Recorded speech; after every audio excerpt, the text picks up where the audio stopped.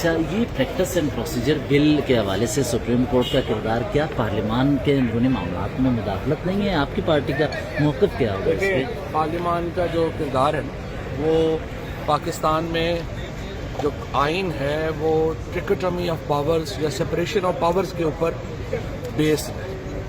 Article 68 Pakistan کے آئین کا، آرٹیکل 190، آرٹیکل 204، 175، یہ تمام آرٹیکل سپریشن کو ڈیفائن کرتے ہیں۔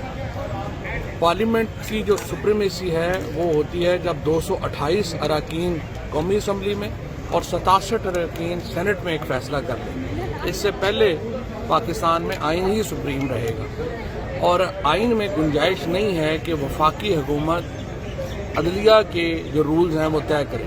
یہ کام عدلیہ نے کرنا ہے، اور ویسے بھی ہم سب کو معلوم ہی ہے کہ یہ قانون صرف ایک شخص عمر عطا بندیال صاحب کے لیے لایا گیا ہے۔ موجودہ چیف جسٹس کے جو پاورز ہیں وہ کم کرنے کے لیے لایا گیا ہے۔ میل آف آئی ڈی ہے، جو بلیک میلنگ جو اس وقت انہوں نے چیف جسٹس صاحب کے اوپر اور سینئر ججز کے اوپر جو شروع کر رکھی ہے، اس کی بیک گراؤنڈ میں اس قانون کی حمایت کرنے والے تمام لوگ دراصل بلیک میلرز کا ایک اجتماع ہے۔